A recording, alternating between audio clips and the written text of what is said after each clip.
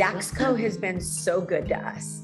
I've only known Daxco, and the opportunities, I'd get the emails and I'd get the calls from our representatives from Daxco in sales, and Valerie, we can do this, so we can do that. And I'm using my hands, but, and those, I'd open them up, and coming from a small Y, I just thought, we can't afford that. We can't afford that. You know, I wanted it so bad. Ever since I've been here for 14 years, Kat, and the services of Daxco and our website, it's been top priority, but I always put it aside knowing we had to build this, we had to build that. And it wasn't that I didn't want it. Man, I wanted it so bad because I knew, get emotional. I knew we were better than our website that we had built inside. And we were so much more, but we didn't have the funds. But Daxco worked with us and offered us the opportunity to say, how about this? Or, you know, we'll work with you on this. And I'll say, we want this, but can we tweak the program a little bit? Because I know what we can afford. And the services that we had received, you know, the callbacks, the support in getting people to pay the why, that was phenomenal. And I love the customer service. I could call at any time. Well, we're on different time zones, right. But I could call and I'd get somebody. And I love that. Or they'd call me back. And that's very important to a small Y and a CEO that wears so many hats. We had a website that was created by one of our staff, and he had a lot of knowledge, and it was fine. It was workable in a lot of ways. But as she mentioned, we knew that there was so much more to telling our story and the importance of getting that information out there. That's one thing we have talked about on our board, is that we're kind of like the best kept secret in the West San Gabriel Valley, because there are people who live right around here and they've driven past here and, oh yeah, that's the Y, or some people who haven't even ever seen it. And they don't even know that we're here, or they don't know what we have. And we have so much to offer. And we really know that now in this age of social media and everything, especially, people search for that information online. There's also the word of mouth, and we can still do direct mail, and it does give us good results. But we want to enter the 21st century. And so I've always, after 110 years. Exactly. I've always liked the kind of like the electronic stuff in a certain degree, in a certain sense. I'm a recently retired teacher working on my little side hustles, like with email marketing, e-commerce. I figured as I kind of dabbled in that during my summer vacations, knowing that, well, when I retire, I want to kind of learn more and I want to use this stuff. So I see the power in and the potential. And so then we talked a lot about working on the website, knowing that, you know, if we want to really, especially coming out of the pandemic, where we have to make up for lost time, we have to regain members. We lost so many, like 95%, I think it is, of our membership during the pandemic, as we stopped receiving, you know, membership dues. We're not going to charge them, but then people ended up canceling, and we need to rebuild basically from the bottom up. We have a little core group of people who are always, you know, coming back, and when you can open, but we needed to get our message out there. And so for us, it was just paramount. And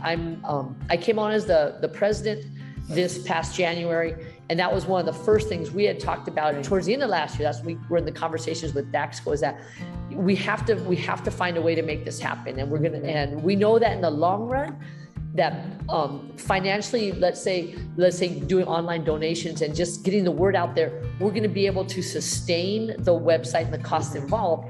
But at the beginning, there was this initial investment of time and money that we know it's not going to be profitable, the website itself, let's say, at the beginning. And so it was a not difficult decision. It was an easy decision, but it was difficult to kind of think and to not put it off because we were worried we wouldn't be able to afford it. You know, you have to get to a point where you're like, you know, we have to find a way to do this. Doesn't matter how, but we have to find a way to do this. And we're really glad that we did. And the opportunity to work with Daxco within our budget.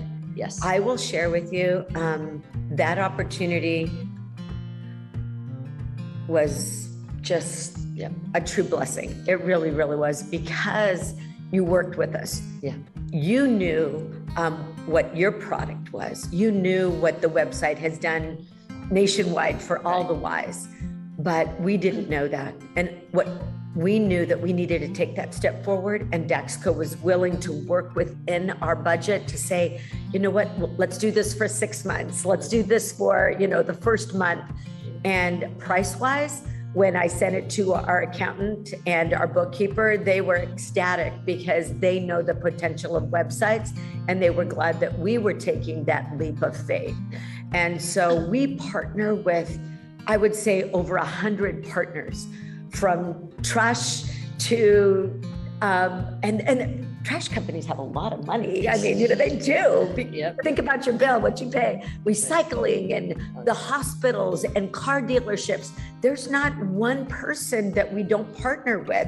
I can actually say within our community, we're always wearing our t-shirts, whether I'm at Target or whatever. The HR at Target sent her son here for distance learning when everyone around us was closed. They trust us. They know that we're also patronizing their restaurants. We're a little bit at the restaurants, but when we go there, we bring people, and we make it a point to talk to their managers or their owners, let them know what we're doing. The Big Five down the street, which is a nationwide Dick's Sporting Goods, the women, on that board, it just resonates and it connects. So we appreciate Daxco so much. So. Yeah.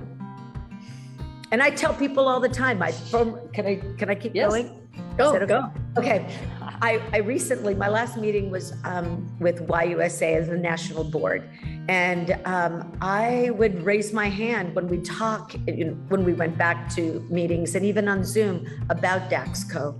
And I truly believe that if people connected with Daxco, they'd really truly see the humanity of the company, because I know that's there. And a lot of people would possibly look at just any company as just a brand or a name, and there's so much more to Daxco. That humanity level is what truly connected us. During the pandemic, when we had to close down at a 2 days notice from March 15th to March 17th, I was on the phone with Daxco. I was emailing, and we had to, make a decision right away, to either continue with charging people for memberships or stop. And we stopped right away because we sent out a letter to our members. It wasn't a quick enough turnaround. Everybody was in, just being challenged in the nation with this pandemic. But we closed it, we stopped it. We took a hit for 13 months, but Daxco continued with the services wherever we connected, even when, when we restarted again and the cost was there. And I said, we don't have any money for that, and they worked with us. And that's what that humanity level is, truly takes Daxco above and beyond other companies. And I will, as a CEO, and I'm hoping that our board, we're lifers with Daxco. Yeah. Just lead the way, and we trust you completely. Thank you. That's very high praise. I think I shared this with my team when I first met you all. I was like, I don't care what we have to do. I want to work with them. Because you guys are really, I went to NATO, and it's been a minute since I've actually seen a lot of Y people. And it's the reason we're all here is because we want to help the world. And it's very inspiring.